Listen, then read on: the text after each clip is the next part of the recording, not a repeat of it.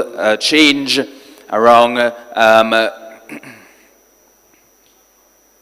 just get my program here from yesterday and get a breakdown for you all of everything that we would have gone through.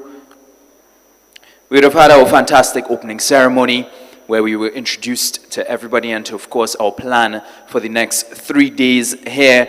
We had our Plenary 1 taking charge of our future, and that was quite fantastic, where we went through looking at different ways in which we can take charge of our future and different ways in which young people have already begun taking charge of their future. We then also had our Plenary 2, which is reimagining sustainability and looking at ways in which we can really promise sustainable development, which is essential and very important as well. And then we had the launch of our youth-led initiatives in the evening, and one of the big ones was around urban sustainable cities, so youth sustainable urbanization, and that was quite great as well. So I want to say thank you and welcome once again. We're happy to have all of you all back out here. And we had all our breakout sessions yesterday. You began the discussions, you began your conversations around the CHOGM themes, the 6 CHOGM themes, and we're going to continue those today with our youth action labs as well. So my name is Darian Ryan, and I will be more or less in and out as your host today, but I would like to welcome to the stage right about now my co-host for today, Martina. Hello everyone, my name is Martina Avera. Thank you so much, Darian, for introducing this session today. It was really interesting to find out some of the different things that people got to witness yesterday, got to learn, and it was just a beautiful opening ceremony. Thank you, Martina. Martina, I'm happy. You look so fantastic here. And of course, you'll be leading most of the hosting today. I just want to remind all the delegates that we have our Global Youth Development Index report as well. So you can go through this document, and it's also available on the CYF app. But you can go through it, and if you look to the back of it, there are a lot of statistics that can help with your Youth Action Lab sessions and can help inform as well a lot of the plenary sessions here today. Martina, I'm going to hand it over to you. Yes, but before we go, Darian, would just like to help the people warm up a bit because you seem to be a bit cold. We want this session to be very interactive, which is mainly the whole point of our first session today that I'm going to be moderating, which is under the theme Youth Championing Innovation for Transformation and Development. So, Darian, let me hope you have some few moves up your sleeve. Well, I know that after last night, a lot of people quite warmed up and are ready. Yeah? Can I hear a little noise if you warmed up last night? Somebody say, yeah, yeah. I love it. Are you guys ready? Okay, so let's have some music, something that me and Darian can dance to. We're not professionals, so we don't want to embarrass ourselves. No, embarrassing yourself is part of it. That's how you make great friends. How many of you guys met friends yesterday? Can I have a show of hands? Well, this is not good. If you didn't make any friends, then you need to meet somebody new today, yeah? You better make more friends today. Can I have some promises? Can I have you just turn to the person behind you, give them a high five right about now? Anybody behind you, give them a high five. Yes. Everybody in front of you, give them a high five. Smile, don't forget to smile, make some friendly faces. And we just want to invite everybody to stand. Let's go, let's go. Come up, come up. Just stand, just stand. Shake some few bones. Just shake. Everybody shake, just shake it up. Everybody to the left. Shake it up. Hey, hey, to the right. To the left. To the right. Can we do a spin? Let's go. Yes. Yes. I love it. I think we're more or less ready there, Martina. We're very ready. Yeah? Yeah. You all can make sure and check Martina and myself for dance lessons after today's sessions, yeah? Just Not in a case problem. there are a few dancers in here, hit us up. We need to... Martina, it's over to you. Thank you very much, Darian. All right, ladies and gentlemen, thank you so much for convening again for the Commonwealth Youth Forum. And today we're going to be taking more of the theme, which is going to be taking charge of our future. How many of you guys are taking charge of your future? With a show of hands? Yes, let us endeavor to do that. So the session is going to be moderated by me, and we're going to be really taking a listen to people who are taking a forefront to develop adaptable solutions that our communities are looking for. And so, like Awazman said, a leader is not about someone with a position, rather the one with the ability to bring about positive change, which I'm pretty sure is something that we're all looking forward to do, leave a mark on or a footprint on this earth and making a positive change or changing someone's life for the better. So the session this morning has a different format. It's not going to be more of a panel discussion, but more of something interesting. We're going to be taking a look or listening to different storytellers of solution makers coming from different parts of the globe. How exciting is that? Are we ready? Yes. So before that, allow me to welcome to the stage Honorable Mario Bolweg, Minister of Youth, Sports and Culture, Bahamas, for his keynote address. You're very welcome, sir.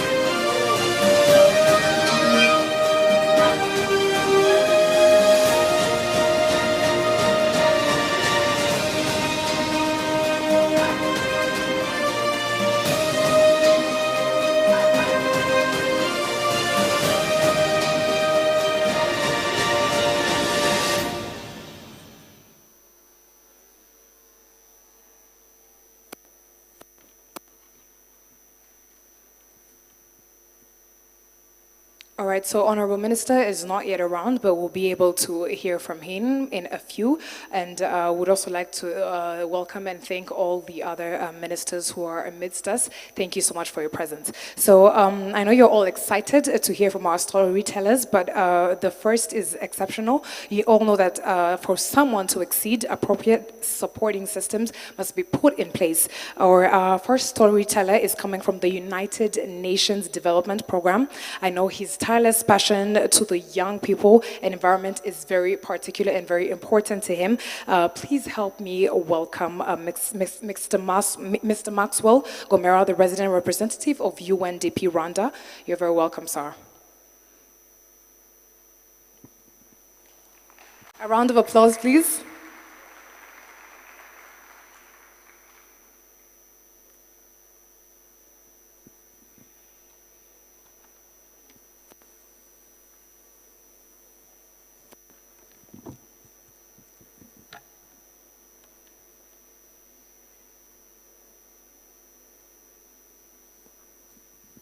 Thank you very much for being here, sir. Thank you for the introduction. Very kind of you. Good morning. Maramze.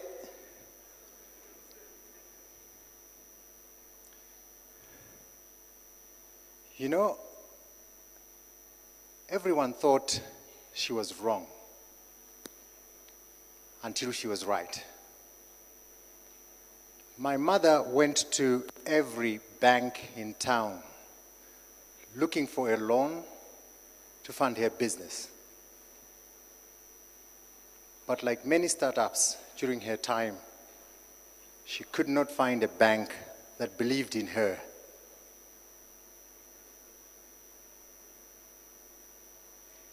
She was obscure, as was her business.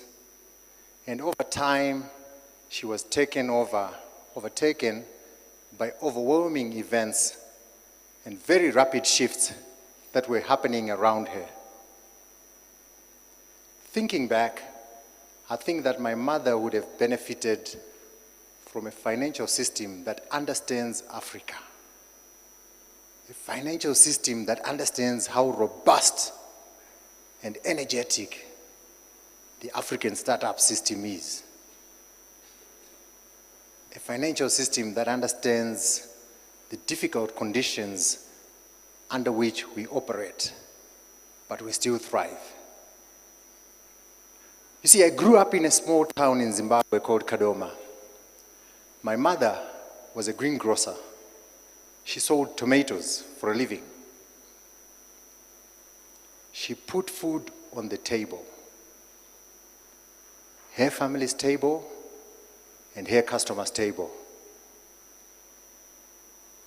I remember the times when I walked through the suburbs with her, a big dish of tomatoes on my head to deliver tomatoes to her customers. We were running at the time the first Uber Eats service there was.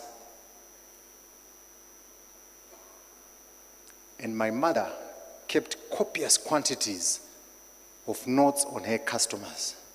She knew what to deliver, to whom to deliver, what sort of tomatoes they need, and in what quantities, what days they would need them, and who was able to pay that week or was able to pay after a month. My mother was running the first Know Your Customer service that many banks would have understood today.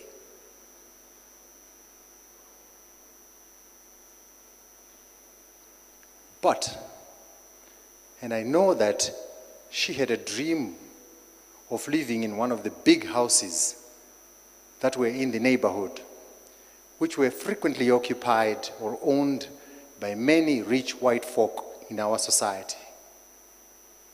But because her business was based on sourcing tomatoes from farms and selling them the next day, there were limitations to what she could do. We had no refrigeration, so she could not keep many tomatoes. We had no power to put greenhouse gases, so she could only rely on just-in-time service. So there were limitations to what her business could do, and she could not expand. And times were hard, especially for a woman. At the time, the currency was losing value. And there were lots of some groups, rebel groups, that were creating problems in the country. And soon, she could not continue expanding her business. By the time the government got a grip on the problem, the big supermarkets had taken over her business, and with that, our livelihood. Now, I take inspiration from my mother's story when I look at the state of startups in Africa today. Like her, they do not have access to financing. The financing they need at the right time in the right amounts. Like her, they are rejected by many in the financing ecosystem, but in the broader ecosystem that we work with. Like her, they are obscure. And like her, their go-to-market strategies are still not as effective. And they don't have access to the mentorship that is needed today. Yet, they are the future. Napoleon once described Britain as a nation of greengrocers. I think today he would have been pleasantly surprised to see that out of those greengrocers grew business giants that we know to exist in Britain, and grew a robust banking system that we know to exist in Britain today. After a year of searching, my mother finally secured a loan from a relative. She built a strong business. She supported her family. And although today she is not here to witness it, her son, the one that she helped through school, is today the resident representative of the United Nations Development Program here in Rwanda.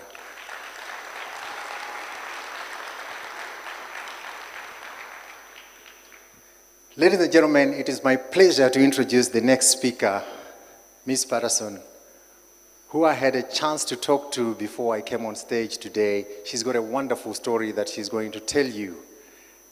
She also told me that she's Chelsea by association. So no one is perfect, ladies and gentlemen. But please, let's welcome Rihanna to the stage.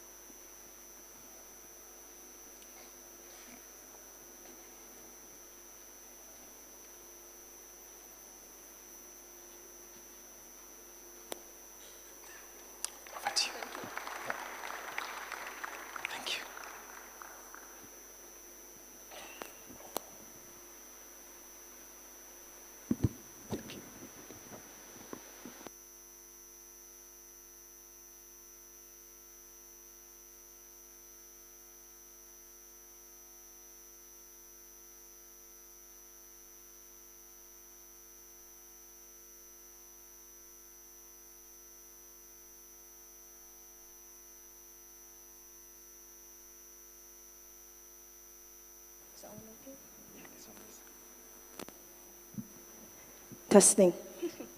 Okay.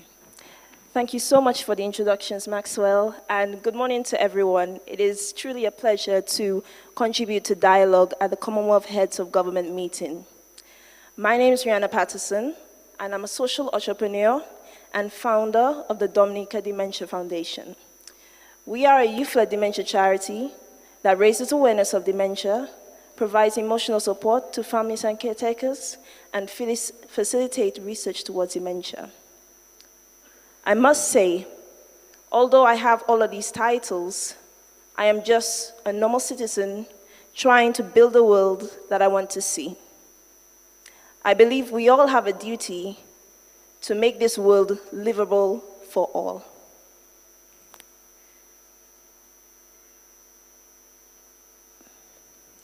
Okay. Can I see a show of hands who knows what dementia is?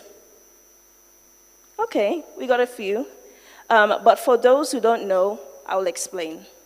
So let's say you've got an umbrella, and you've got Conrad's, and you've got Hutchison's, Parkinson's, and 100 more people that can't fit under the umbrella and they're getting rained on. That is literally what dementia is. Dementia is an umbrella term that is used to describe diseases caused by brain injury or brain disease. So this is my story. My grandfather passed away with dementia when I was 16. I saw him go in and out of the hospital. We were very close. We used to play cricket together, play dominoes. We had a good time. And it was really hard to see him in this way. He started to deteriorate quite quickly, and I felt hopeless. So I turned to my good friend Google, and I decided to type in, what is dementia? How can I support someone with dementia? I started to bring pictures of us and the family in hopes that he'll remember. Eventually he did, but it was 3 days before he passed away. I say this to say that someone with dementia can be someone's grandfather, someone's grandmother, an activist. There is more to the person than the dementia. I built a community of dementia advocates to channel in this message and change the narrative for good. One way the Dominica Dementia Foundation has proven to pioneer this cause is through the Dominica Dementia Friends Program. This is an initiative that provides the amount of support and information needed to understand what dementia is, how you can support, and how you can tell a friend. We've been able to channel in this message to even government officials to undertake this program. Another exciting program that I am currently championing is a Dementia the Island Journey. This is a personal project of mine. This is one where I will tell stories of Caribbean older people. This is where we are going to change the narrative for good. A lot of the time, older people are categorized as vulnerable, suffering, fragile, fragility. But we need to change this message. It's quite key in us changing how we support, how we talk about older people and dementia. I am hoping that we'll be able to embrace ageism, embrace elderly or older people, and just, I guess, have a youthful perspective to dementia and aging. I believe championing on this cause. According to Alzheimer's Disease International, every 3 seconds, someone gets dementia. And I must say that every millisecond you age. And you've probably aged in milliseconds listening to me. Not because my talk is boring, I hope, but because that is how progressive aging is. So please, bear this in mind when you're building your future projects. Build it for old people. Build it for young people, and build it for future generations. Thank you so much for listening to me. I will now introduce Mr. Edward Lee, CEO of Gid Funds Social Ventures. Please make him feel welcome.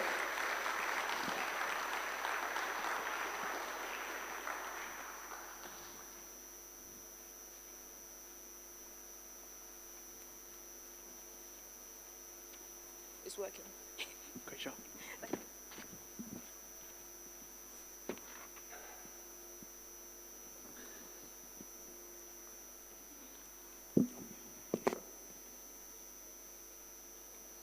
Hello, Tess.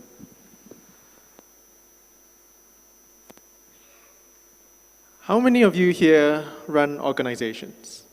Non-profits, social enterprises, startups? Good number. You know, when I first came here, I wanted to share an inspirational story about one of the social entrepreneurs which we supported, but all the good work we have done. But I think I really very quickly realized that we've got enough inspiration among us. Incredible speakers running incredible organizations. And so instead, I thought that perhaps I'll share failures. I'll share 2 instances where my startup almost became obsolete and I almost quit. So I run Give Funds, and we're a non-profit impact fund. We were started in 2017, really with the idea of investing in neglected social enterprises. Think social enterprises in rural areas, tier 3, tier 4 cities, where capital doesn't flow. When my co-founder and I first started it, and this is really the first instance where we were almost ready to give up, we knew that there was this problem, but we had no idea where to begin.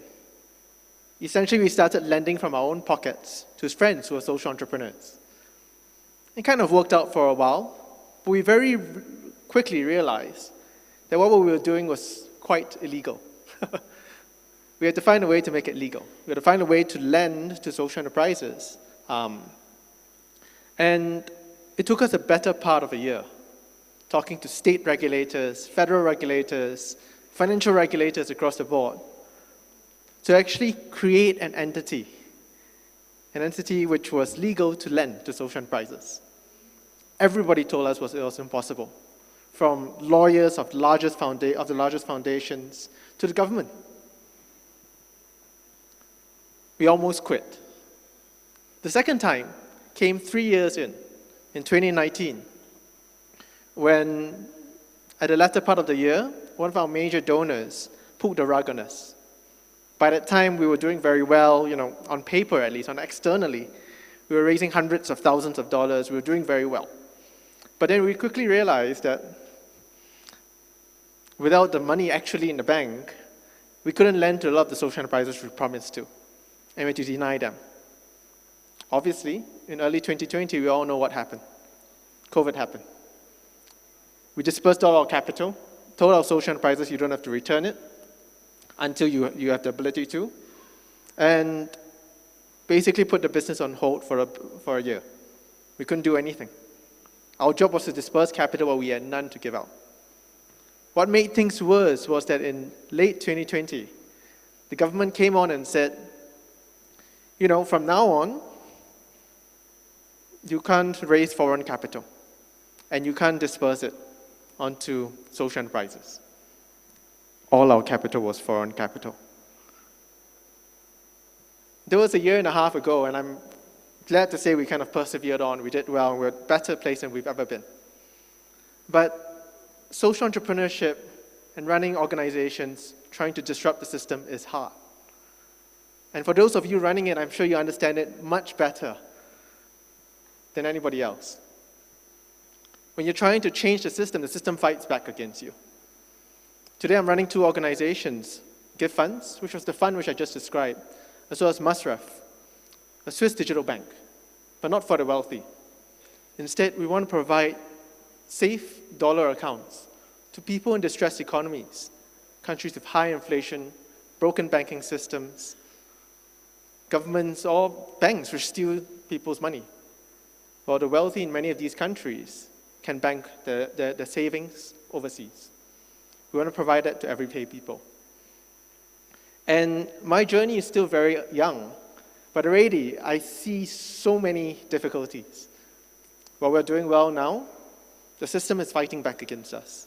And for you social entrepreneurs out there, for you who run nonprofits, I just want to let you know that persevere. Because it's not easy changing the system. But if it's not us, then who is it? I would like to introduce the next speaker, Sylvia Macario, who's the CEO and co-founder of Hepta Analytics.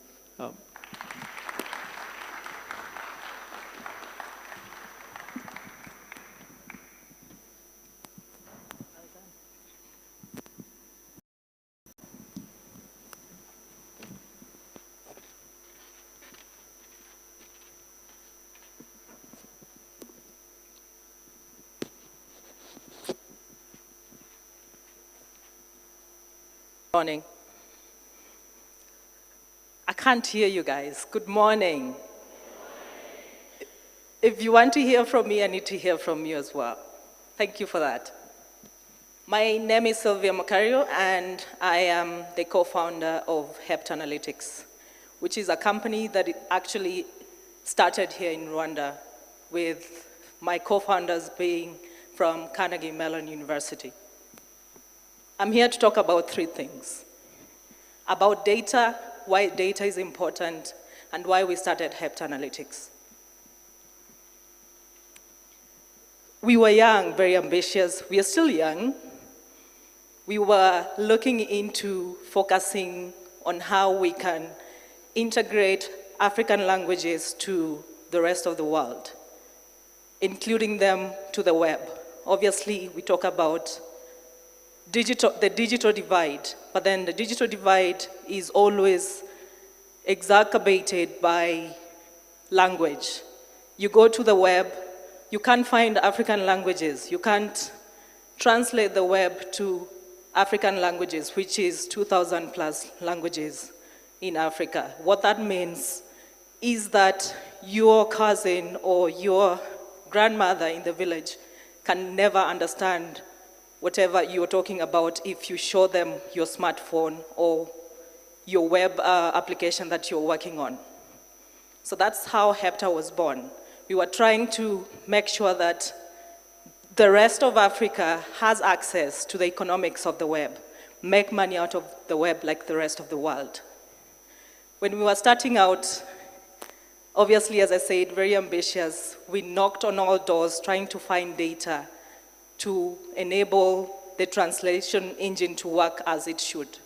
Because when you're trying to make a translation engine, you have to ensure that you have enough sentences. For example, if you want to translate Kinyarwanda to any other local African languages, let's say Igbo language, for example, you need large amount of data sets to ensure that that works and things are not taken out of context.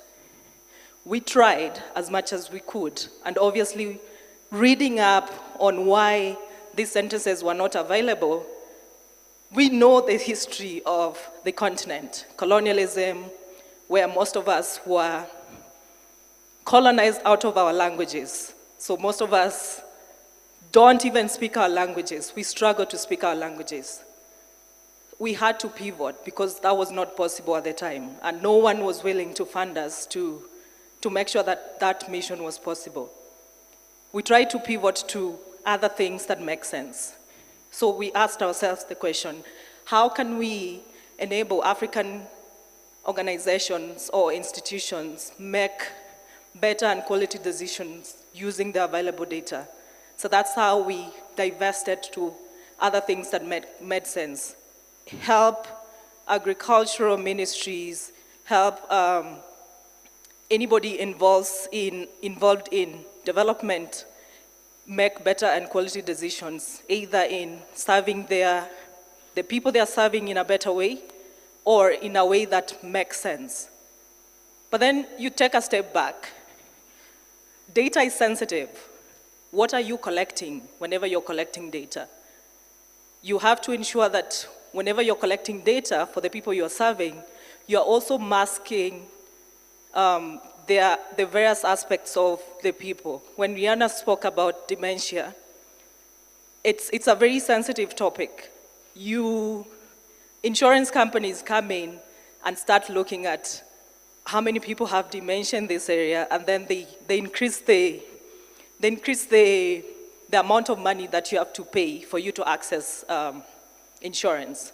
So you have to be very careful as well as a data practitioner in how you showcase the data.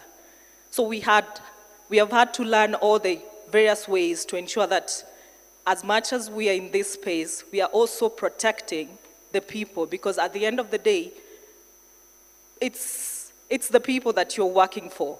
And we always often talk about this in a joking way that when we started out, we almost thought we could be associated with Cambridge Analytica, which was messing around with elections in the African continent. So we had to keep a low profile and work through the process fully bootstrapped by ourselves to ensure that we are doing the work in the right way, but for the African continent.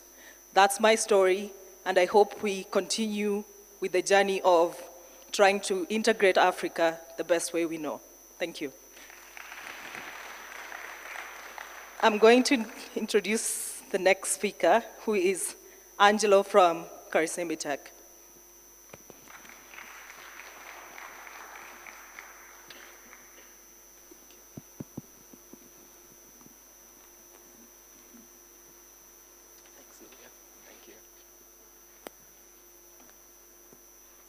Good morning. My name is Igitego Angelo. I am Rwandan. It's quite a pleasure and an honor for me to be standing here, engaging with you. I also would like to welcome you to Rwanda. For the people who came, from outside of Rwanda, welcome. It's in my life, growing up, I've never imagined that my country would ever host an event like this.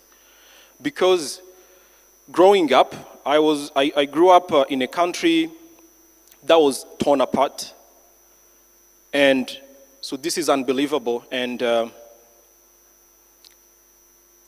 makes me happy.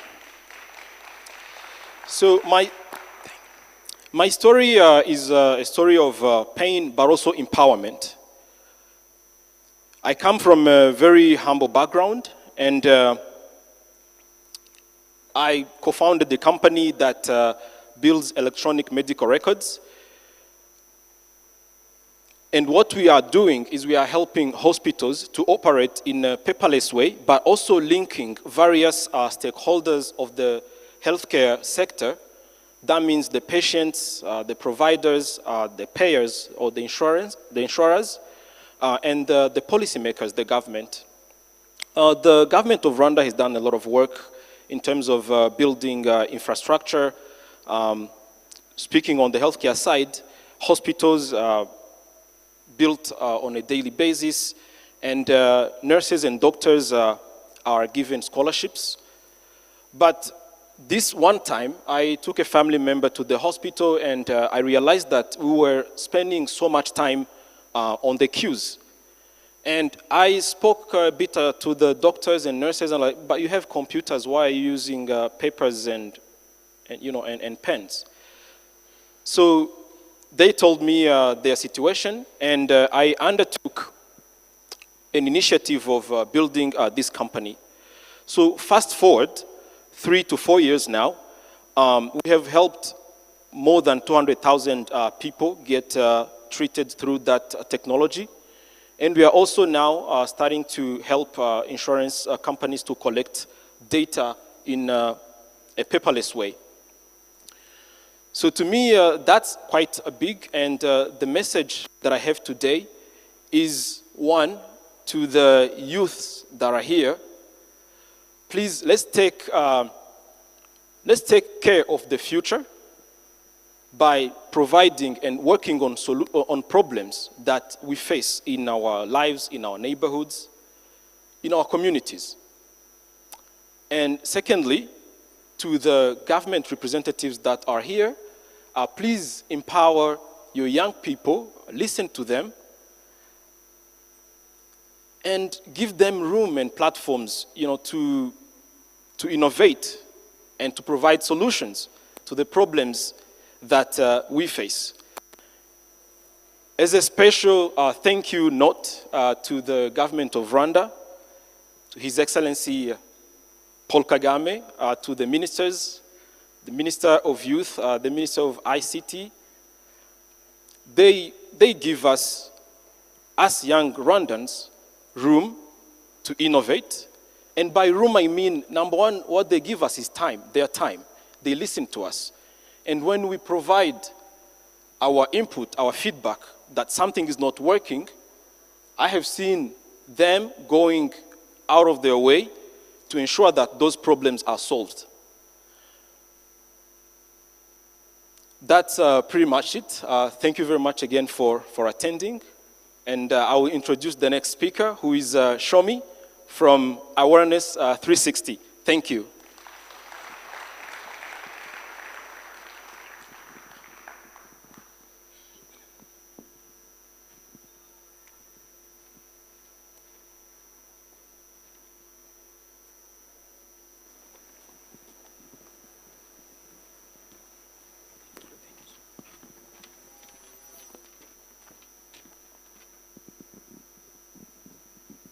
Good morning, everyone.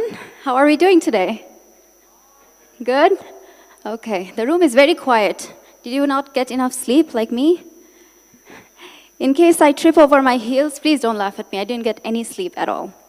Anyway, it is an incredible honor to be speaking at the Commonwealth Youth Forum in the presence of so many outstanding young people from all across the Commonwealth. I think one of the beautiful parts of this forum is the fact that we not only get to share our shared challenges and the common goals and the issues that we face in our respective communities, because you see, I understand that we all pretty much know what's happening in the world. We see the numbers, we watch the news, we get the statistics. But what is beautiful about this forum is that it also brings together all of us to share each other's stories, to learn from each other's journey of hope, of success, of hurdles.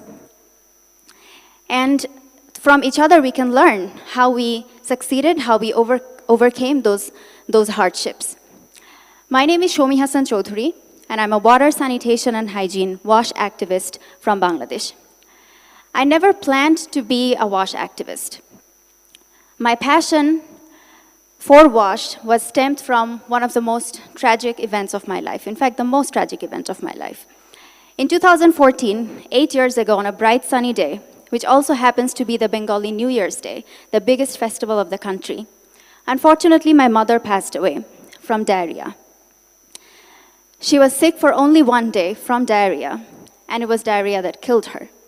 She went to work the day before, and the next day, she was gone forever. It was shocking, it was devastating, it was simply unacceptable and unfathomable for me. Because I never had issues in terms of access to wash facilities. My mom knew how to wash hands properly. We had a toilet to go to. We had safe drinking water access. Yet, I lost the most important person in my life.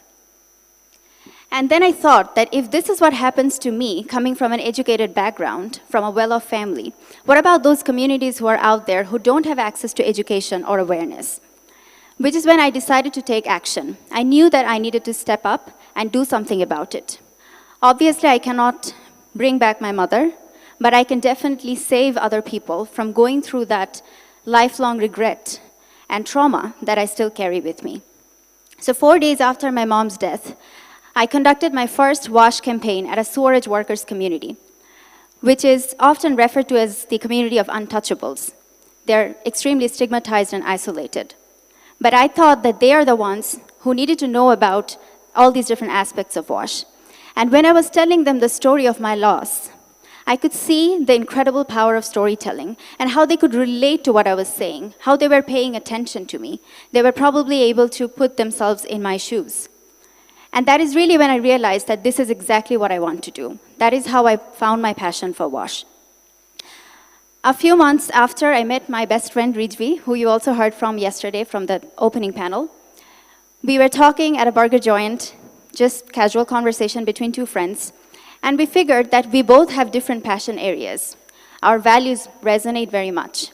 And then we decided that we want to build a platform for other young people like us who would also like to work on their passion. And that is really how Awareness 360 was built. Today, Awareness 360 is a youth-led global nonprofit organization that is working across 30 countries, across Asia, Africa, and Europe. empowering thousands of young people, and directly benefiting 1.1 million people across the world. We have come a long way, but during this time, definitely we have had hardships, we have faced challenges, but today, in the interest of time, I'd like to share 2 key insights that we have learned from this journey. The first one, leveraging the power of technology and innovation. A platform that was started by only 2 people is now shared by thousands of people around the world. And it was only possible because we were able to leverage very basic tools that are at our disposal, such as social media. Very recently, we started a new hydroponics project in the agri-tech field, where we are building a vertical hydroponic tower with AI incorporated in it in order to provide food security for thousands of refugee inhabitants at one of the most climate vulnerable islands in the southern part of our country, Bangladesh. So there are so many different ways that you can address these challenges by leveraging the technology, by innovating things. You don't have to invent something completely new. You can use the resources that are at your disposal and try to come up with a better way, a more efficient way to address those challenges. And talking about efficiency, that leads to my second point and the last point for today, which is the power of collaboration, the power of partnerships. In the last many years, we have partnered with several organizations and entities and companies, and we have really seen how this is the most efficient way to reach our shared goals, because our resources are limited. If we don't work together, then we will probably achieve our goal, but at a slower rate, and it might be too late by then. So I hope that as you finish this forum, as you go back to your home countries, you also seek out some potential partners, some potential collaborators in this very room. And as you go back home, you can execute on those shared plans.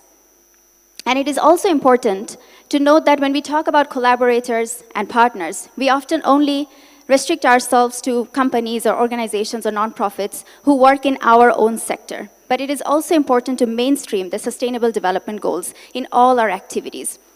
We often see that if you're working on gender equality, then you're only doing projects on gender equality. If you're working on climate action, then only focusing on climate action. But I think it's so important to understand that all of these goals are intricately interlinked. Just to give one quick example, we focus a lot on WASH campaigns, at least our team in Bangladesh does. But the Awareness 360 leadership team consists of girls and women, more than 70% of it.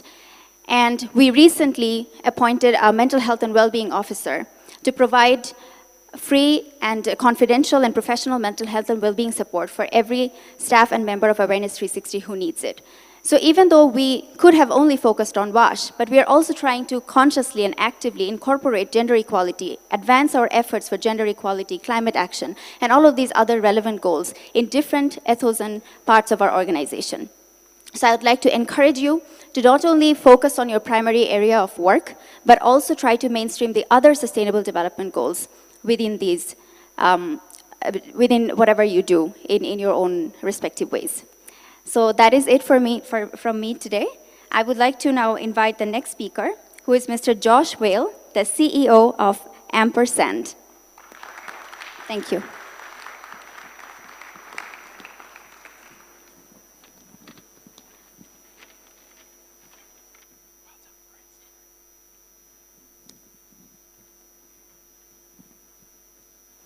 Good morning, everybody.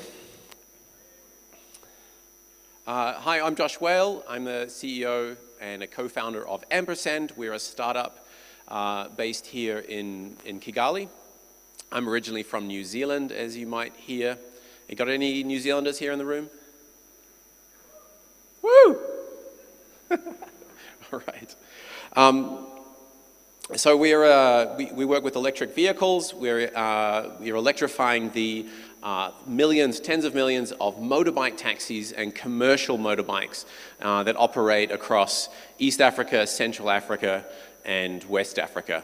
Based here in Kigali, we also just recently opened in Kenya. I've been here in Rwanda for about 6 years now. Firstly, I want to congratulate the youth movement on your work on climate change and getting climate change much further up the political agenda. We see now elections where climate change is the #1 defining issue. Do we have any Australians here? Any Australians in the house? Well, welcome back, Australia. Fantastic result there. And we need to keep seeing that. We need the youth movements to keep shouting and making noise and scrutinizing decisions and making sure politicians are held to account and keep their promises. So Ampersand, we've developed an electric motorcycle battery pack, a motorcycle combination that makes going electric simply cheaper and better than using a petrol vehicle. We build battery packs that we designed specifically for this purpose for 100 to 150cc motorcycles. We build these bikes and batteries right here in Kigali in our factory not too far from the middle of town. We currently have about 400 motorcycles on the road already, covering about 1.6 million kilometers a month. That's 4 times the length from the Cape of Good Hope to Cairo every single day. But there's a lot more to do, with about 20 million taxi motorbikes operating across most of Africa. My story, coming out of university, I watched An Inconvenient Truth. This is dating me a bit, but this is the Al Gore movie, all about climate change. My now wife and I, then girlfriend, we both watched this movie, and we realized that climate change was going to be our cause. But first, had to take a normal job to pay the bills. We actually moved to China, where I worked as an intellectual property lawyer. At the time, China was well on its way to becoming the world's largest carbon emitter. And so I did the job to pay the bills while my girlfriend worked for little or no money at a series of NGOs and going to grad school until she could actually make a living after about 5 years and support both of us, but actually work on climate change. Then I quit my job and then started working on the startup. And so my wife then supported me for about 5 years while I built up Ampersand and didn't earn a salary. But the idea for Ampersand actually came while I was in China, around 2009. I saw 3 things happening. First, Elon Musk put out the Tesla Roadster. Suddenly electric vehicles were becoming sexy.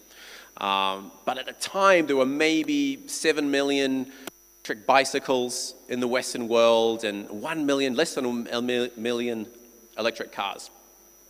And at the same time, right there in China, there were 200 million electric scooters and bicycles and 3-wheelers that were slow, very basic. They looked like they were made by Mattel in the 1980s. Maybe that's a bit that I'm dating myself again with a 1980s reference. And then the second thing so there was 2 things we saw. The third thing was that lithium battery prices were coming down every year. And so things that you couldn't electrify before because it would cost too much suddenly became viable. We're suddenly becoming cost competitive. But those changes, those tipping points don't actually happen by themselves. It takes people, it takes entrepreneurs to identify those opportunities for what couldn't happen yesterday but can now happen today.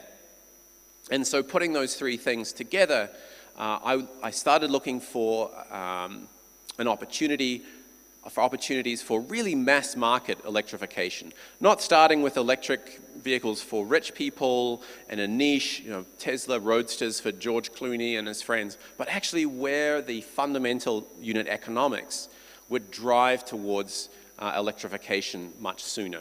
So looking for large fleets of vehicles, lots and lots of people spending lots and lots of money every day on fuel.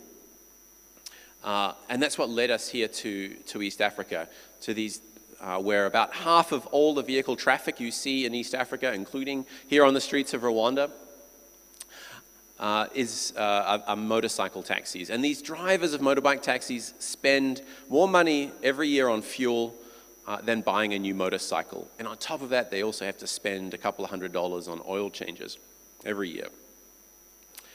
So that's the origin story, and that's how we got. And I hope there's something in there that's useful for some entrepreneurs in the room. I'm going to finish with 5 tips. First, do what you believe in, because you'll just be better at it. And I highly recommend climate change, even if you care about, if your cause is conservation, if your cause is poverty, human rights, nutrition, health, agriculture. These are all also climate change issues. And climate change is an issue for your cause. There is no future warming world where that is not a disaster for all those other causes. Second, look around you. What's different where you are? What's different in places that you know? A disadvantage can even prove to be an advantage. Here in Rwanda, it takes about 4 hours to go often on very good roads, but because of the topography, because Rwanda is the land of 1,000 hills, it can take 4 hours to drive a distance that a drone or an electric aircraft could cover in 20 minutes. That's an advantage. This is why zipline started off in Rwanda, not in California. All these petrol motorbikes are why we started here with our motorcycles. Third, embrace the small country advantage. It's a lot easier, there are less layers between you, the young entrepreneur, and government decision makers in countries like the Bahamas and St. Lucia, New Zealand, Fiji, Sri Lanka, and Rwanda, than there are in much larger countries. So take advantage of that. To those countries, I encourage you to embrace that, to be nimble and quick in making decisions. You might not be the largest commercial market, but you can be the first, you can be the test country. And Rwanda is really embracing that opportunity. So look at Rwanda if you're considering starting an electric mobility or electric aviation startup. Fourth, startups are not just companies where you're able to wear a t-shirt to work. Remember that they're a science experiment. They're a lean, cost-efficient, rapid science experiment to prove out a technology or a business model. And you must be working closely from day one. If you're not embarrassed by your first prototype, someone told me once, if you're not embarrassed by your first prototype product, you've waited too long. And 5, one particular tip or opportunity is look at carbon markets. Some things have come out of COP recently last year. Be aware of what's happening in the news and what things are, again, what's possible, what's happening that weren't before. Max, who spoke first, was highlighting that Rwanda is going to be setting up an exchange for carbon credits. There's a lot happening in that space as well. And then I'm going to offer a 6th tip, not for the entrepreneurs, but for those who actually write checks, to the international development community that is standing there and funneling and wants to help on climate change. But beware that the time limits that we have from climate change are very, very short. The hour is very, very late. If it takes you 1.5 or 2 years to make a grant of $500,000, if you're an investor from a fund and it takes you 8 months to write a check for $50,000 or $500,000, that's just too slow. Now, I was fortunate that my wife supported me during those years where I didn't have a salary, but we had 2 grants that took 1.5 years to get. Young entrepreneurs, and especially in places like Rwanda, can't just eat sand for 1.5 years while they're developing their product. And so that's fundamentally an issue of social justice. Here I am as a middle-class Mzungu, a white boy from New Zealand, but for a young Rwandan entrepreneur, that's just not going to work. All right, so that these organizations, these mechanisms need to be fit for purpose. We are constrained by the fundamental physics of our atmosphere. We have 10 years to halve emissions. You have to work backwards from what we have to reach in 10 years. There is just no time for 1.5 years to dither and ask a million questions and ask for hundreds of hours of work, eliminating every possibility. We must embrace risk. We must be happy if 2 things out of 10 work, but we just have to be so much faster. So to the youth, please keep shouting, take charge of your future. And next I'd like to introduce from wonderful Namibia, Sharonese Bush, who is the Vice President of the Pan-African Youth Union, our final speaker today.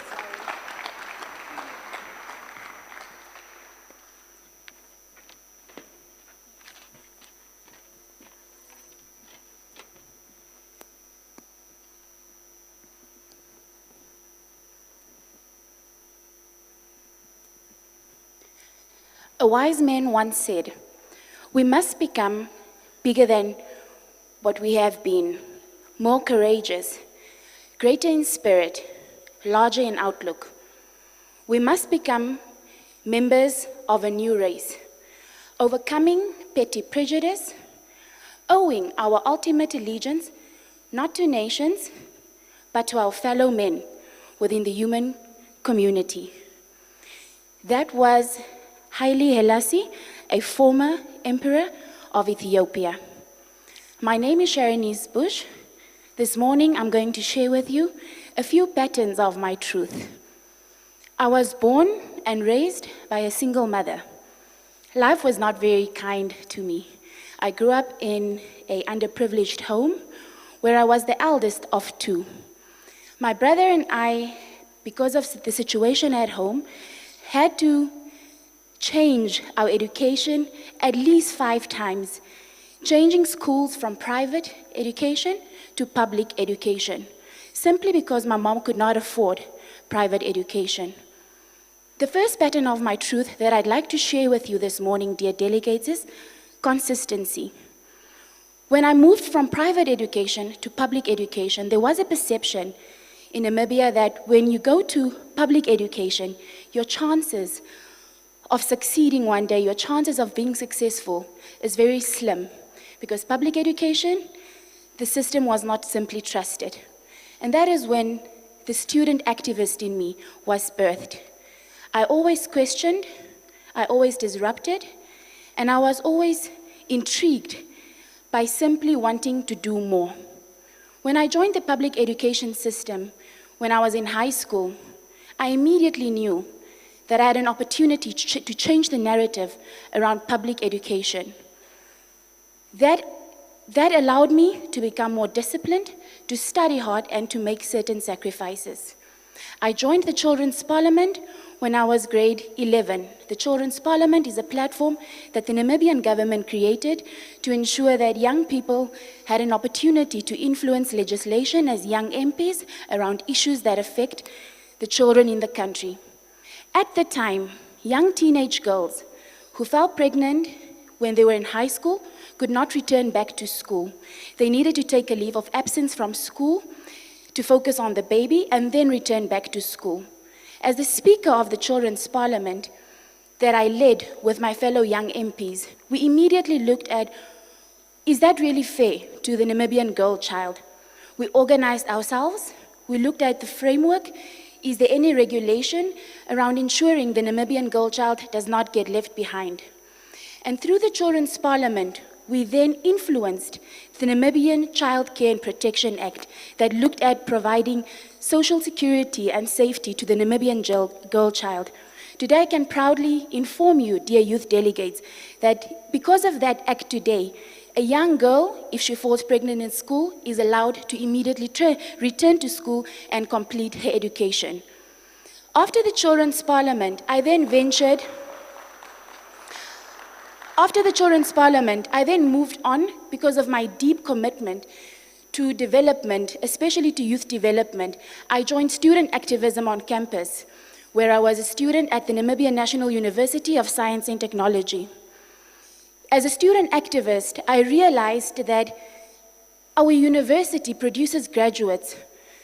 The University of Namibia, Namibia's national students, Namibia's University on Science and Technology, our private institutions, but our graduates, when they're done with their education, are unemployed. And youth unemployment is a phenomenon not only known to Namibia. So how do we ensure that graduates that are educated become social actors when they're done with school? Through my activism, through my work in Namibia's National Students Organization, together with my team, we then looked at how do we align the skills that we learn in high schools and universities to make us job creators and not simply job seekers. So we again went back to legislation and looked at the Namibian Education Act. Through our advocacy, through our organization, as the student leaders at the time in our country, we then rallied together the stakeholders, went to government and said, it's time we call a national conference on education. We need to look at our quality of education. We need to look at the cost of education, and we need to look at how accessible education is in Namibia. I'm very happy to share with you, dear youth delegates, that in 2013, Namibia hosted, through the advocacy of the Students' Organization, its second ever conference on education, where we reviewed the state of Namibian education. How do we align the Namibian education to be responsive and to be relevant to the job market? And that again is through high level of organization and advocacy. From the Students' Organization, I then had an opportunity, after leaving student activism, to join the Commonwealth Youth Council as the representative for Africa and Europe. My first and primary focus was to popularize the structure that is the CYC. Because it's fine and well to have a title, but it's the second thing to understand the mandate, to make meaning of it, and to ensure that as young people, we can be held accountable for the work that we're doing in the CYC. So for the time that I was in office as a regional representative of Africa and Europe, I fundamentally looked at making sure that young Africans are aware that there's such an office, what is the mandate of such an office, how do they have access, and how can they participate in such an office. This all happened while I was a youth leader. When I left the CYC, I got a call from the head of state, President Hage Geingob, the current president of Namibia. At the age of 25, he then asked me to join his office and serve as a personal assistant in his private office. So I then served our current head of state as a personal assistant at the age of 25 for a period of 5 years. To me, when the president called me, my first reaction was, how does the president know I exist? How does the president have my number? Why is the president calling me? And when I went into office, my first question to the president was, Mr. President, how do you even know that Sharonese exists? And he's like, you have a track record in youth leadership. You have done exceptional work. And because of your commitment to the Namibian youth, I want you to help me set up the digital space of my office, which is the president's social media and the digital footprint of the Namibian presidency. I took up that task with the honor that it came with, to serve my country at the highest level, with a president who allowed me to see for 5 years how a state is being governed and run. I learned immensely at the time that I was a personal assistant to the president. I fulfilled my mandate, and when I felt that I've served my part to the president, I left in 2020.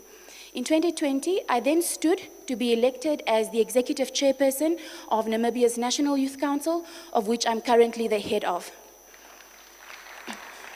I'm sharing my story with you, fellow youth delegates, to tell you that, yes, sometimes we are ordinary youth, but we can do extraordinary things. Never in my life did I feel that one day I'd serve not only our president, to have an opportunity to serve in the presidency, but I also had an opportunity to become a global leader through the Commonwealth. Currently, I serve the African youth as the Vice President of the Pan-African Youth Union for the Southern region.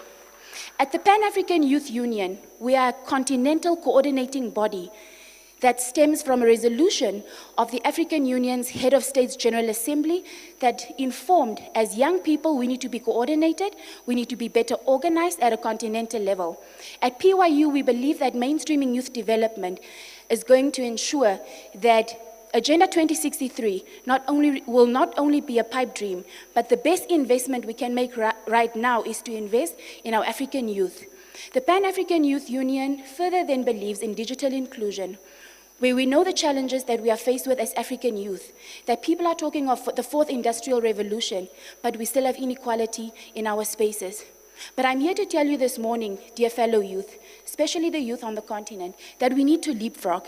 And my message this morning here to you is that what the former president of South Africa once said, Nelson Mandela, everything seems impossible until it's done. So my encouragement to you, fellow youth delegates this morning, is to take the first step. I thank you.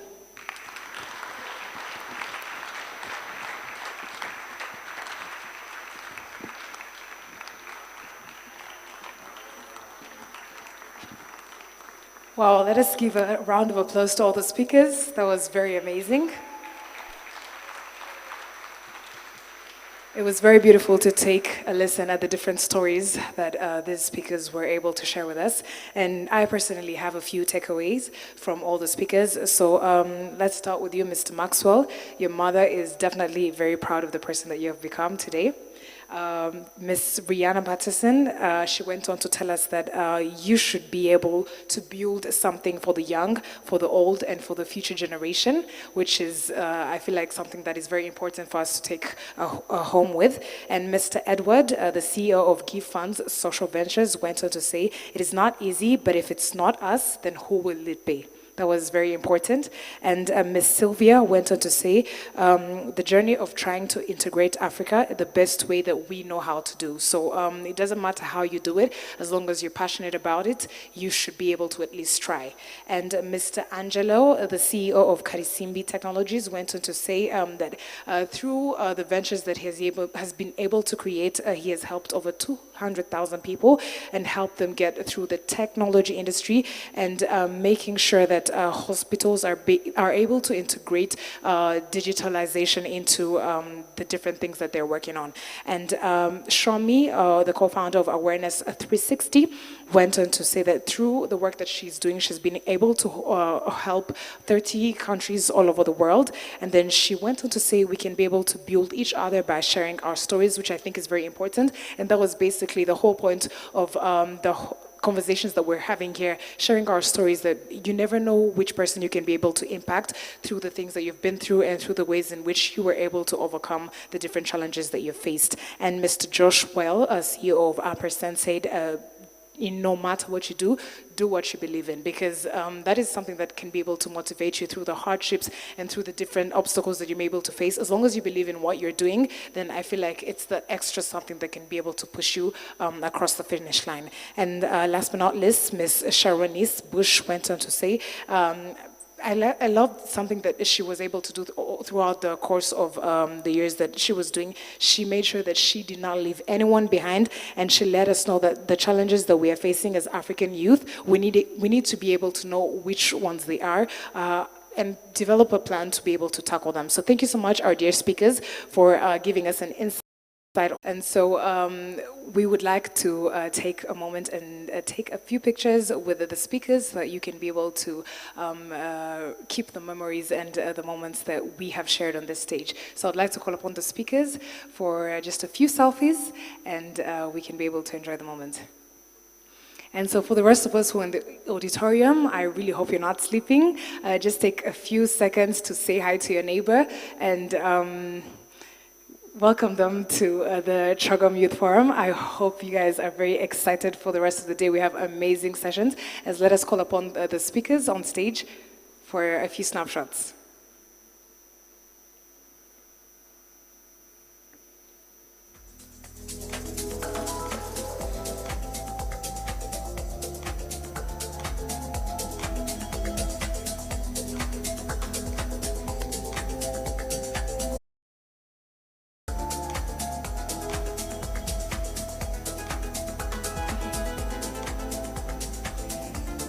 Feel free to smile.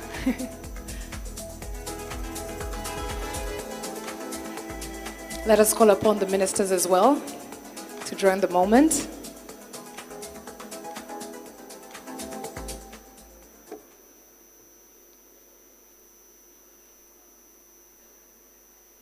Smile for the camera, guys.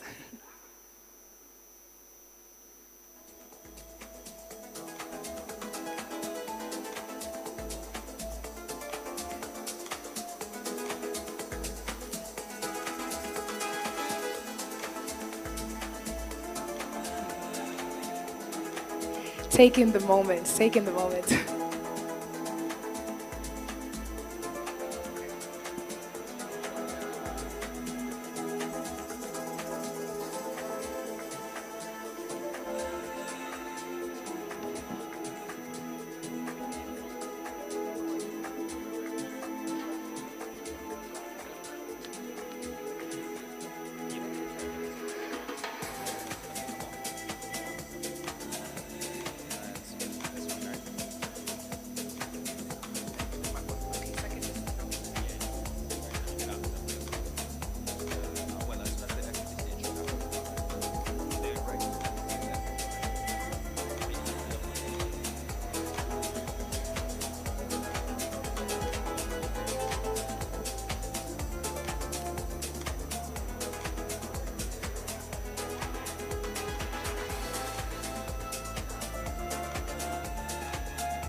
And this is why we're here today launching A for HPV, because we want to empower young people to take this action and drive it forward.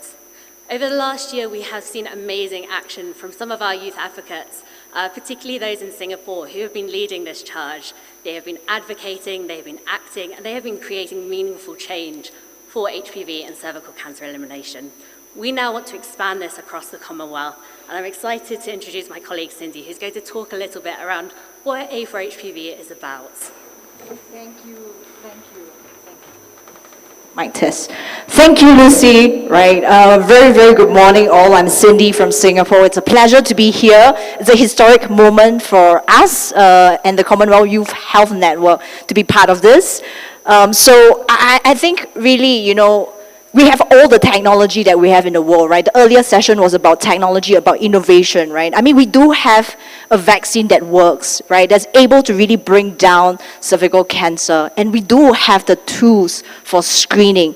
But awareness is really key, and access is what is important to save lives. And we're so happy to be here because we're talking to young leaders.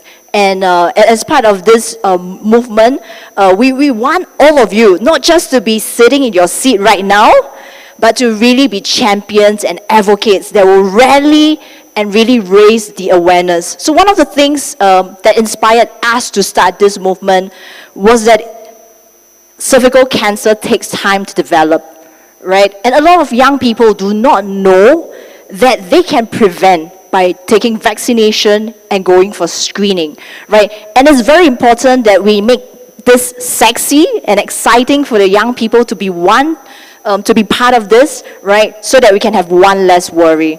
So what the Alliance have been doing, piloting in Singapore, which we really hope to grow across the Commonwealth, is to have more targeted education and awareness. So what we have done is that we know women love to dance, right? So instead of like just doing health talks, what we did was we actually got people to dance together. And actually, you know, when we were preparing for this, I really wanted to get everybody to dance along our One Less Worry song. But no worries, we will keep that for our social night and even our Kigali night run, right? But more importantly, right, it's important that there are three things: awareness, engagement, and purpose. It is very important for people to know why we need to do this. It is very important for people to know what to do, and more importantly, how. She's a cervical cancer survivor. She actually got diagnosed with cervical cancer at a very young age, at the age of 24. At the time where it's the prime of her life, just like all of you here with dreams and aspiration. But cervical cancer stopped her. But it was just a pause, because that journey brought her stronger and brought her all the way. To make this a very exciting area. And it's also important to engage with critical partners. This morning, we're going to invite interventions from our key partners on the need for youth action on cervical cancer elimination. I'm going to start by inviting Mr. Lean Robinson, Head of Social Policy Development, to the podium. Thank you, Lean.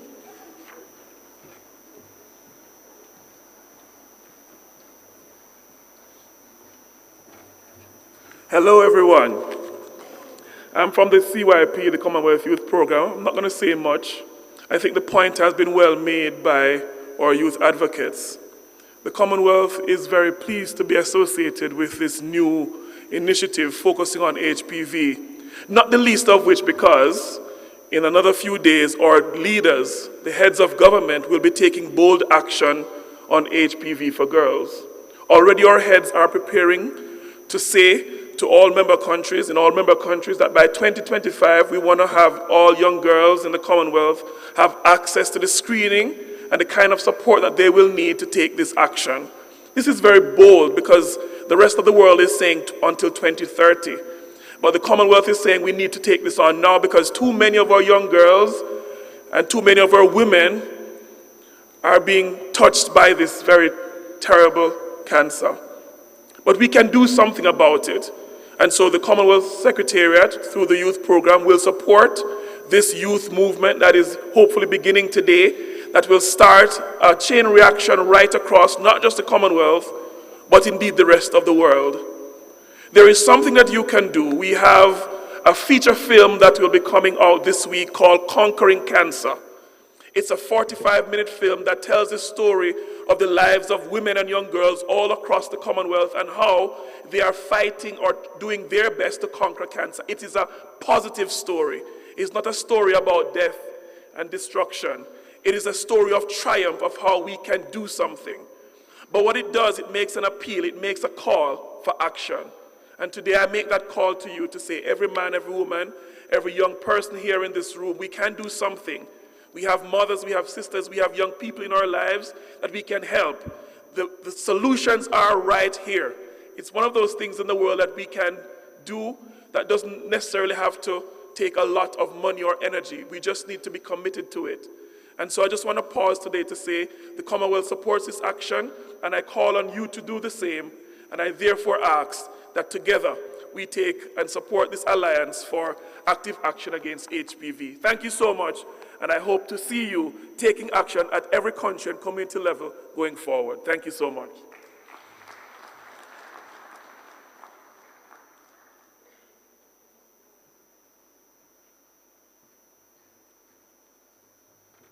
Thank you very much, Lane. And he is right. The solutions are right there.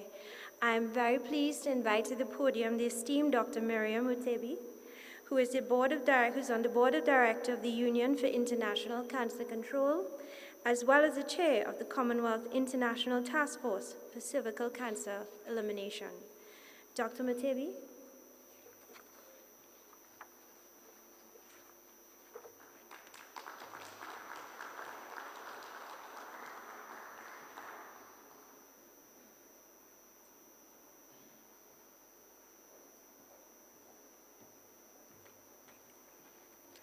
Good morning, everyone. Ladies and gentlemen, it's an extreme pleasure to be with you here today and really excited about the launch of this Global Cancer Task Force Elimination, the youth chapter. Now, in 2018, the Global Task Force, there was a call by the Ministers of Health to commit to the Global Cancer Elimination, and by 2020, we did come up with the International Task Force for cancer elimination, which is a combination that is supported by the Commonwealth, the WHO, and the Union for International Cancer Control. Now, we're very excited to launch the youth chapter, and why is that? It's because we know that there is a sense of urgency. We have the highest burden of cancer, cervical cancers in the Commonwealth, and not only the highest burdens, we are seeing some of the highest mortalities. Even as we sit here, we're saying in the Commonwealth, every 3 minutes, one of our ladies is dying of cervical cancer. Ladies and gentlemen, there's a critical need to shift this narrative. How do we do that? We have talked about innovations, we have talked about technology, but I think it's really drilling down to, rather than looking at it at that high level, what can I, in my individual sphere, do to influence or change the narrative around cervical cancer? It's critical for the youth to be aware that one of the biggest barriers to care, if we look at why our women are not only are they getting diagnosed with advanced cancers, they frequently do not complete their care. And if we look at the reasons behind this, we look at 3 broad factors: financial factors, the fact that patients have to pay out of pocket, we're looking at factors around social barriers and stigma, and we're looking at health systems barriers. So what can we do as the youth? The first thing is creating awareness. Awareness is key. How do we learn more about ourselves, our bodies? How do we normalize conversations around cervical cancer, taking agency of our own health and discussing these in open forums? And this is where we're looking to you to come up with, I'm glad to hear all the challenges that are going on in TikTok, on social media. It's really normalizing this conversation. And then because, again, those of us who are a little older, a little more reserved, is really drilling down that information to our parents, to our sisters, to our brothers, to our aunts and uncles, and really ensuring that this message percolates to everyone. So I'm looking forward to working with you all, and as we said, as Cindy said, let's perhaps think even as we go home today, what can I do in my spheres of influence to help to shift this narrative? Thank you.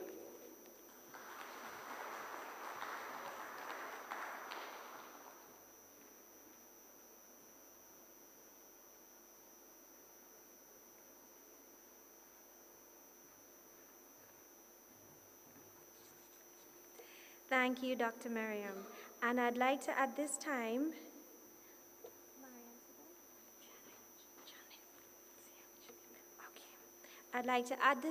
invite Dr. Janeth Mugamba, Health Advisor for the Commonwealth Secretariat. Over to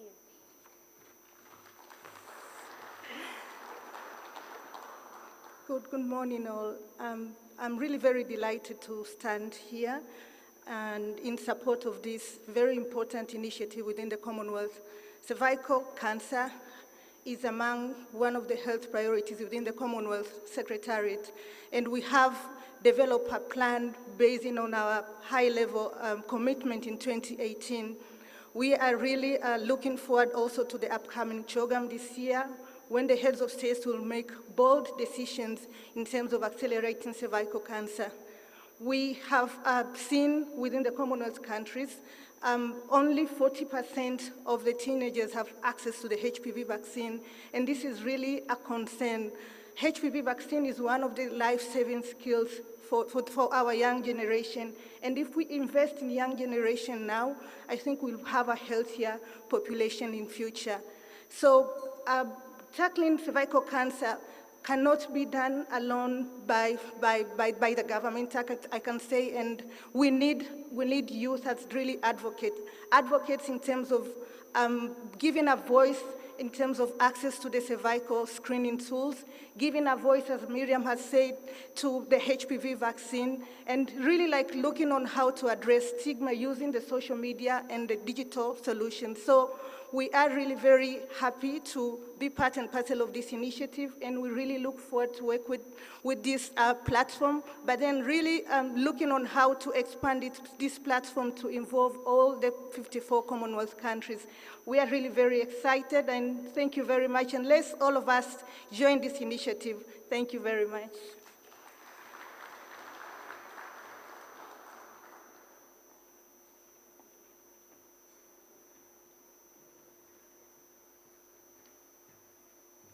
Thank you very much, Dr. Mugamba. And I endorse exactly what you indicate in terms of embracing digital transformation. On that note, I'd like to invite Professor Marion Seville, the Executive Director of the VCS Foundation.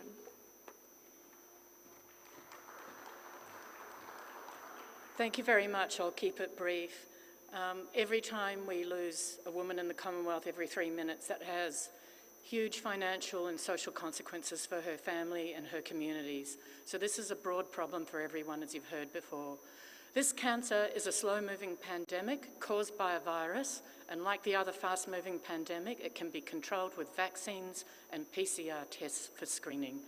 So I call on young people to demand access to the vaccines, on governments to ensure that there is access to the vaccines, and also through your better knowledge probably than your families, demand access for the adult women in your life to effective screening tests, HPV tests. This is the way we can actually eliminate a cancer. And let's be positive about that. We never ever thought we could eliminate a cancer globally, but we can, and the challenges are to do so equitably and to do so across the Commonwealth and indeed across the globe. Thank you.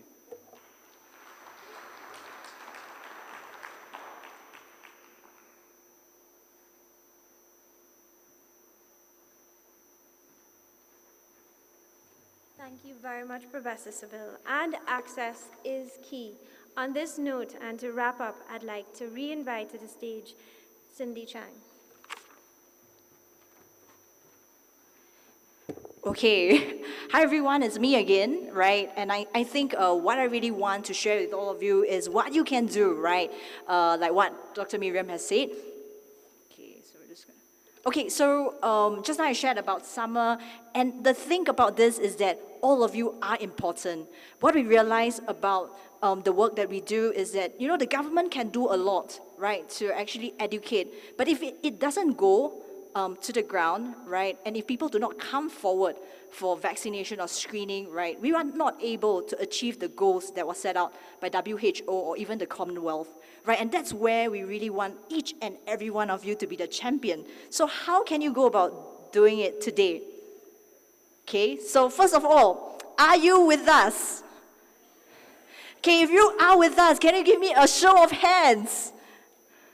Okay, cameras, right? Okay, please capture this because I will want to make sure that we hold all of you accountable from this session, right? Okay, awesome, that's great. Okay, keep your hands as long as you can, right? Okay, so that we got a cameraman to be able to take a good photo. And I will really make sure that we will check, right, Lane, right, after the session for their attendance as well. Okay, sorry. Back to the slides, please. Okay, so a surprise that I'm giving to all of you, right? We want to give you tools, right? And this bag is a tool that the A4HPB team started, right? And we actually have these designs that are designed by creative, that are young people, and these are actually hand-sewn by beneficiaries in Singapore. But really the concept was not that it is to be in Singapore. What we wanted to do is that we want you to do the same in your own country. We're just sharing this as a prototype where you can then actually take this and grow forth in your own country. So what I'll be happy to share with all of you are the designs of this bag. And if you can actually create this as a social enterprise, you're able to create employment for people in your communities while at the same time bring the awareness of cervical cancer. So what is I Am about, right? It's actually a campaign that we really want to move every youth of the Commonwealth, right? So this is actually, as I said, if you're just going to give a health message, it's going to be boring. We wanted something that connects with people. We wanted something that is cool, right? So the I Am campaign, inspired by summer, was very much, we wanted people to have self-care. So what you will receive in the bags is actually an I Am notebook, which in the I Am notebook, it actually gives positive and affirmation of like how you can be a great person. But first thing first, you need to know how to have one less worry, which is to eliminate cervical cancer for yourself, for your sister, for your mom, and for your family, right? And that's what we wanted to do. And you will have postcards that are part of the bag as well. And in the postcard, you can write to a Rwandan youth, which we already have nicely put it in the card. So we wanted to bring back the sending postcard concept, right? I mean, all of us are so used to sending emails now.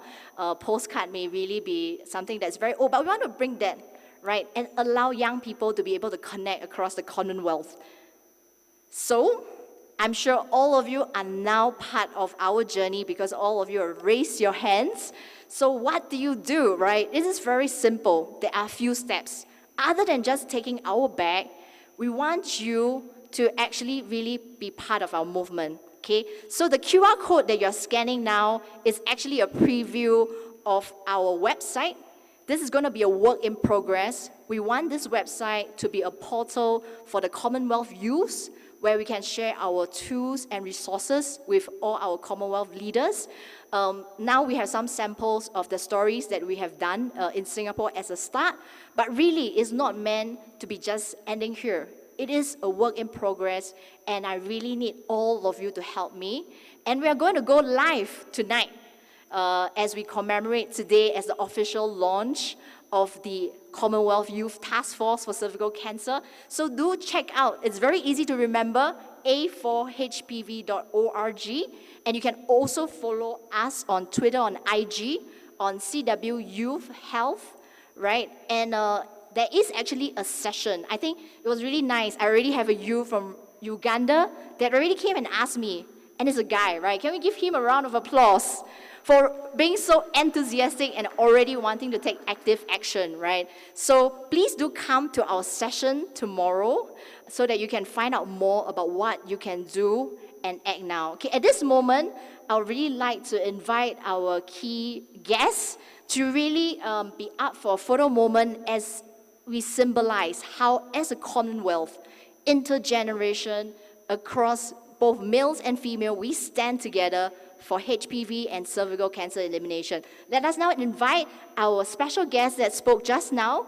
Okay, so Dr. Miriam, Prof. Marian, Dr. Jennifer Lane, as well as the Commonwealth Youth Health Task Force, Lucy, Alan, Marwan, Gideon, Summer. Okay, so the good news to all of you is you're going to have what they are holding, and it's going to be a piece for you, right? And if you want to produce more, please proceed for the photo op. Okay, so in the back, there is a pledge card. So what we really want to do is let's go viral, right? I hope that all of you can post something about it and, include the hashtag and really share the message across to the Commonwealth. Okay, ready? Oh, okay, cool.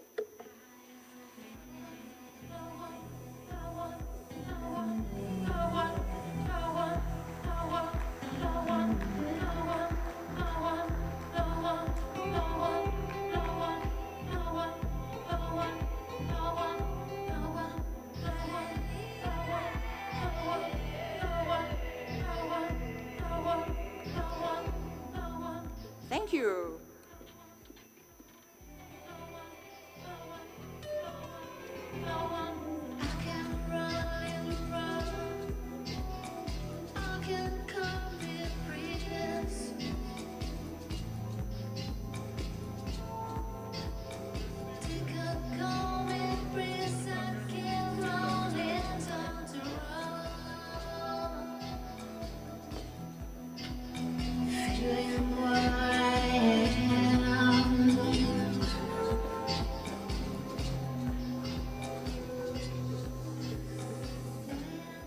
All right, everyone. Happy to be back with you all. Martina, we're happy to be back. And you know what we're going to go into next? Yes, the breakout rooms. Correct, Yeah. but good news with the breakout rooms. There's a break first. There's a break first. Yes, you get a break first. So Some after... coffee, some tea, just to give you guys some boost before we get into more productive sessions where we're going to learn more about the Commonwealth Youth Forum. Correct. So while you're digesting some food, some coffee, on your break, you get the opportunity to also digest the wealth of information that has been provided to you all here, the Commonwealth of information that has been provided for you all here today. I just want to let you all know the breakout rooms that we're going to go into. And then after that, it's all up to you all. Take your coffee. We're trying to do a working break, so grab something to eat, grab your coffee, and head into your breakout rooms. So let me just get into the breakdown here. Actually, Martina, the rooms that are listed here are all in Kenya, Rwanda, and so maybe you should do it. Yeah, you should. No, Darian, it's an opportunity for you to learn our mother tongue. Okay. Kinyarwanda. Who wants to hear Darian try? See? All right. They're all fine, so let's go. The first one, Youth and Human Capital, is going to be in level 1. The room is called Gasabo. Can you try that? I'm going to try it, but I want everybody to try it with me as well. That's okay? Okay. All right. So in level 1, it's called? Gasabo. Gasabo. All right, so that's the first one. Gasabo, we're there. All right, second one. The second one is Health and COVID, which is going to be in Umucho Lobby. Can you try that? Umucho Lobby. Yes. Do we get it? Let's try it. Louder. Yeah. Close enough. All right, let's go into the third one. Yes, level 2, Trade, Entrepreneurship and Employment, which is going to be in Kalisimbi. That's easy. All right, I have it. Let's go. Kalesibi. Kalisimbi. Kalesimbi. Yes. Kalesimbi. Everybody, 1, 2, 3. Kalesimbi. All right, we're good to go. There you go. Technology and Innovation is in Amahoro. Amahoro. Yes, peace. All right, 1, 2, 3. Amahoro. All right, I'm loving it. We're all learning today. Yes. The next one is Sustainability, Environment, Climate Change, and Blue Economies, which is going to be in Nyungwe. Nyungwe. Nyungwe. 1, 2, 3. Nyungwe. You'll have it. You all have it. I'm loving it. And last one? And last but not least, Governance and Rule of Law, which is going to be in Ubumge. Ubumge. Ubumge. Ubumge. Yes. 1, 2, 3. Ubumge. You all have it? Yes, you all really need that coffee break. So right now you could leave, go ahead, get that coffee, get something to eat, grab something to eat, and then make your way immediately to your breakout rooms. Exactly. Martina, over to you. Let us convene in a few. Make sure to eat as well as learning. So let's do both so we can be able to make time for the second session. Thank you very much.